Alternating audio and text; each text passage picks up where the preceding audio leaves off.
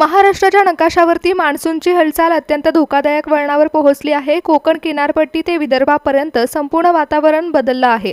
अरबी समुद्रातील बाष्पयुक्त वारे, सह्याद्रीच्या पर्वतरांगा आणि बंगालच्या उपसागरात निर्माण झालेली कमी दाबाची स्थिती या तिन्ही गोष्टींचा ट्रिपल अटॅक महाराष्ट्रावरती होत आहे। त्यामुळे सतर्कतेचा इशारा हवामान खात्याने दिला। अरबी समुद्राकडून बाष्पयुक्त वारे थेट कोकणच्या किनारपट्टीवर आदळत आहेत। हे वारे जेव्हा सह्याद्रीच्या पर्वतरांगांना धडकणार आहेत तेव्हा त्यांना पुढे जाण्यासाठी मार्ग मिळत नाही आणि ढग तिथेच अडकून पडतील। त्यामुळे क्लाउड बस्टची परिस्थिती निर्माण होणार आहे। तर दुसरीकडे बंगालच्या उपसागरातून येणारे वारे विदर्भाच्या दिशेने सरकत आहेत। त्यामुळे विदर्भात केवळ पाऊस नाही तर विजांचा कडकडाट आणि सोसाट्याचा वारा निर्माण होणार आहे। हवामान खात्याने महाराष्ट्रातील जिल्ह्यांचे 3 झोनमध्ये विभाजन केले। जिथे जास्त धोक्याची घंटा देण्यात आली आहे तिथे रेड झोन असेल, तर इतर जिल्ह्यांमध्ये ऑरेंज आणि येलो झोनची विभागणी करण्यात आली आहे। मान्सूनने आता आपली दिशा बदलली आहे। आतापर्यंत बंगालच्या उपसागरामध्ये जी हालचाल सुरू होती ती पूर्णपणे महाराष्ट्र राज्याकडे फिरली आहे। त्याचवेळी अरबी समुद्रामध्ये एक प्रचंड प्रणाली तयार होत आहे जी महाराष्ट्रासाठी धोक्याची घंटा ठरत आहे। आणि हा पाऊस नाही तर एक दुहेरी संकट आहे जे महाराष्ट्रातील जिल्ह्यांना विळखा घालते। हवामान खात्याने सांगितले की जे वारे आतापर्यंत भारताच्या पूर्व राज्याकडे आकर्षित झाले होते ते अचानक महाराष्ट्राच्या दिशेने फिरले आहेत आणि हे वारे आता लो प्रेशर घेऊन थेट महाराष्ट्राच्या हद्दीमध्ये शिरत आहेत। याचाच अर्थ असा आहे की पावसाचं वितरण आता पूर्णपणे महाराष्ट्रावर केंद्रित झाले आणि ही एक प्रणाली आहे जी आता विदर्भाकडून मराठवाडा आणि पुढे कोकणापर्यंत पसरत आहे। त्यामुळे 11 जिल्ह्यांमध्ये सतर्कतेचा इशारा देण्यात आला। अरबी समुद्राकडून प्रचंड बाष्प महाराष्ट्राच्या किनारपट्टीवरती धडकत आहेत। समुद्राची ही महाप्रणाली जेव्हा सह्याद्री पर्वतरांगांना धडकणार आहे तेव्हा पर्वतीय पावसाची निर्मिती होईल। आणि सर्वात महत्त्वाची गोष्ट ही आहे की ही प्रणाली अरबी समुद्राकडून मिळणारी अफाट ऊर्जा स्वतःमध्ये साठवून ठेवत आहे। त्यामुळे काही जिल्ह्यांमध्ये मुसळधार पाऊस नव्हे तर अतिमुसळधार पावसाची स्थिती तसेच ढगफुटीची शक्यता देखील वर्तवली जात आहे। नागरिकांनो, ही फक्त हवामानाची बातमी नाही आहे तर हा मान्सूनच्या वर्तणुकीमधील एक मोठा बदल आहे जो आपण पहिल्यांदाच पाहतो आहे। भौगोलिकदृष्ट्या आपण आज अशा परिस्थितीवर आहोत की जिथे आपल्याला सज्ज राहावं लागेल, कारण काय घडेल हे सांगता येत नाही। निसर्गाचं चक्र फिरलंय, मान्सूनचं वारं पूर्णपणे बदलत आहे। त्यामुळे हाय अलर्टवरती जिल्ह्यांची नावं आहेत। मित्रांनो, आतापर्यंत तुम्ही हवामानाचा अंदाज ऐकला असेल, पण जे आता घडतंय ते हवामानाचा इतिहास बदलवून टाकणार आहे। कारण बंगालच्या उपसागरातून मिळालेले वारे आता थेट महाराष्ट्राच्या काळजावर येऊन धडकत आहेत आणि इकडे अरबी समुद्राने आपली पूर्ण शक्ती कोकणच्या सीमेवर एकवटली आहे। जर तुम्हाला वाटत असेल की हा पाऊस फक्त बरसणारा आहे तर ही खूप मोठी चूक तुम्ही करत आहात। कारण हा पाऊस फक्त बरसणार नाही तर महाराष्ट्रातील अनेक जिल्ह्यांमध्ये पूर परिस्थिती देखील निर्माण करू शकतो। कारण बंगालच्या उपसागरामध्ये जो लो प्रेशर झोन तयार झाला आहे त्याने आता महाराष्ट्राकडे टॅग बदलला आहे। महाराष्ट्राच्या दिशेने तो यू टर्न घेत आहे। त्यामुळेच अरबी समुद्रातून येणारे बाष्पयुक्त वारे त्या वाऱ्यांना येऊन धडकणार आहेत। एका बाजूला विदर्भाकडे येणारे वारे आणि दुसऱ्या बाजूला कोकण किनारपट्टीवर आदळणारे समुद्राचे ढग ही टक्कर होणार आहे आणि जी महाराष्ट्राला विळखा घालणार आहे।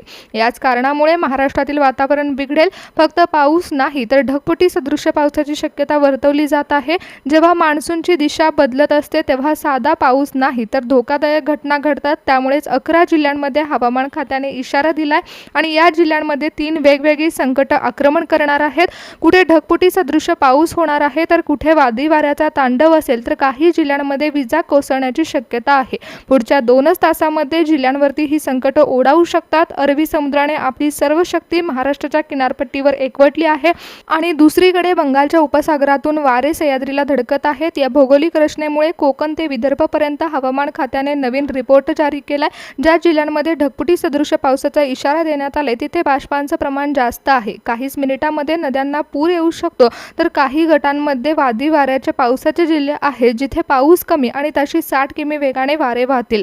तसेच ज्या गटांमध्ये विजांचा तांडव असणारे जिल्हे समाविष्ट आहेत तिथे धोका हा पाण्यापेक्षा विजेचा जास्त असणार आहे। कारण विजा कडकडतील, त्यामुळे शेतामध्ये सुरक्षितता बाळगावी लागेल। शेतकरी बांधवांनो, पावसाचा निचरा होण्यासाठी शेतात चरांची व्यवस्था करा। तसेच तुमची जनावरे सुरक्षित ठिकाणी बांधा, कारण या पावसामध्ये जोरदार विजा कडकणार आहेत।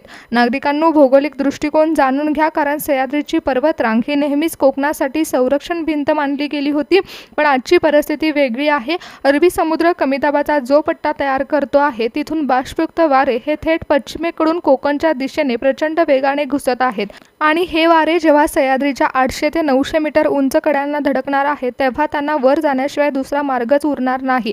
त्यामुळे आता केवळ पावसाचा थेंब नाही तर पावसाच्या धारा बरसतील आणि सर्वात धक्कादायक गोष्ट अशी आहे की बंगालच्या उपसागरातून जे वारे आतापर्यंत आंध्रा तेलंगणाकडे जात होते त्यांनी अचानक यू टर्न घेतल्यामुळे हे वारे आता विदर्भाच्या सीमा ओलांडून मराठवाड्याच्या दिशेने वेगाने सरकत आहेत आणि या वाऱ्यांच्या दिशा बदलल्यामुळेच महाराष्ट्रातील अनेक जिल्ह्यांमध्ये वादळ निर्माण होतील तर काही जिल्ह्यांमध्ये विजांचा कडकडाट होणार आहे।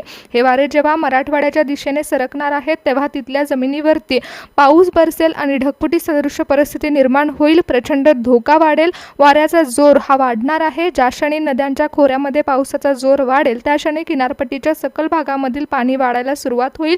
मित्रांनो, महाराष्ट्रावर एक भौगोलिक संकट घोंगावतं जे आपण यापूर्वी कधीही पाहिलं नव्हतं। अरबी समुद्राच्या लाटेने जमिनीवर आक्रमण केलं आणि बंगालच्या उपसागराचे वारे आपल्या दिशेने यू टर्न मारून येत आहेत। महाराष्ट्रामध्ये पहिल्यांदाच मान्सूनची अशी डबल सिस्टीम तयार झाली आहे जी आपल्या 11 जिल्ह्यांना वेधून काढणार आहे आणि आपल्या जिल्ह्यांमध्ये निसर्ग रौद्र रूप धारण करेल। त्यामुळे हवामान खात्याने 11 जिल्ह्यांना 3 गटामध्ये विभागले आणि सतर्कतेचा इशारा दिला कारण मान्सूनची उंच महाप्रणाली आता सक्रिय होत आहे। 11 जिल्ह्यांवर तिने आपलं लक्ष केंद्रित केलंय। यामध्ये भौगोलिक चक्रव्यूहामध्ये जिल्ह्यांना धोका निर्माण झालाय। त्यातला जो पहिला गट आहे तो ढगफुटी सदृश्य पावसाचा गट आहे ज्यामध्ये पालघर, रायगड, रत्नागिरी जिल्ह्यांचा समावेश होतो। पहिल्या गटातील कोकणातील हे 3 महत्त्वाचे जिल्हे आहेत। इथे समुद्राकडून येणारे वारे ताशी 40 ते 50 किमी वेगाने थेट सह्याद्रीच्या कड्यांवर धडकत आहेत। भौगोलिकदृष्ट्या सह्याद्रीची ही भिंत समुद्रावरून येणाऱ्या बाष्पाला पुढे जाऊ देत नाही, त्यामुळे तिथे क्लाउड बस्टची परिस्थिती निर्माण होते। या जिल्ह्यात केवळ काही तासात 200 मिलीमीटरपेक्षा जास्त पावसाची नोंद होऊ शकते। नद्यांच्या पाणीपातळीमध्ये अचानक वाढ होण्याची दाट शक्यता आहे। तर ज्या गटामध्ये विजांचा कडकडाट आणि मान्सूनचा थैमान घालणारे जिल्हे समाविष्ट आहेत त्यामध्ये विदर्भ आणि मराठवाड्यातील 5 जिल्ह्यांचा समावेश करण्यात आला। इथे बंगालच्या उपसागराकडून येणारे वारे आणि जमिनीवरील उष्ण हवा यांचा संगम होत आहे। भौगोलिक परिस्थितीनुसार इथे वातावरण इतकं अस्थिर झाले की पुढच्या काहीच तासात विजांच्या कडकडाटीसह जोरदार पावसाची नोंद होणार आहे। विजांचा वेग आणि तीव्रता जास्त असेल तर शेवटच्या गटामध्ये जे जिल्हे समाविष्ट करण्यात आले आहेत तिथे पुणे, ठाणे आणि नाशिकचा समावेश होतो। इथे पावसापेक्षा वाऱ्याचा वेग हा जास्त धोका देणारा आहे। मोठ्या वादळासारखी परिस्थिती उद्भवणार आहे। या वाऱ्यामुळे ढगांची घनता देखील वाढू शकते। समुद्रातील वारे प्रवाहाची दिशा बदलत आहेत। आपल्या जमिनीवरचं वातावरण देखील आता धोक्याच्या पातळीवर पोहोचले।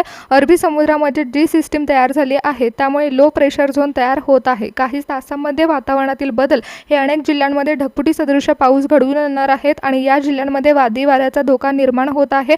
तिथे परिस्थिती काहीच मिनिटांमध्ये बदलू शकते। त्यामुळे वाऱ्याचा प्रचंड झोका येणार असल्यामुळे सतर्कता बाळगावी लागेल। शेतकऱ्यांसाठी देखील विशेष सूचना आहेत की विजांचा तांडव होणार आहे, त्यामुळे जनावरांना सुरक्षित ठिकाणी हलवावं लागेल। तसेच वादळी वाऱ्याचा वेग जास्त असल्यामुळे झाडाच्या फांद्या पडण्याच्या देखील शक्यता आहेत। ढगाची घनता ज्या ठिकाणी वाढणार आहे तिथे अवघ्या काहीच तासांमध्ये जोरदार ढग बरसतील। बंगालच्या उपसागरातील वारे आणि विदर्भाच्या दिशेने सरकणारे वारे जेव्हा आपली दिशा 120 अंशाने बदलत आहेत तेव्हा हे वारे महाराष्ट्राच्या मध्यभागी एकत्र येतील आणि कमी दाबाचा पट्टा हा तीव्र होत जाईल। त्यामुळे महाराष्ट्रातील या जिल्ह्यांमध्ये अतिमुसळधार पावसाचा इशारा देण्यात आलेला आहे। वाऱ्याचा प्रचंड झोका देखील येत आहे आणि विजांचा तांडव देखील आहे। त्यामुळे जनावरांना सुरक्षित ठिकाणी हलवावं लागेल आणि वादळी वाऱ्याचा धोका असल्यामुळे सुरक्षित ठिकाणी थांबावं लागेल। काही तासांमध्ये परिस्थिती बदलू शकते कारण कमी दाबाचा पट्टा तीव्र होत आहे।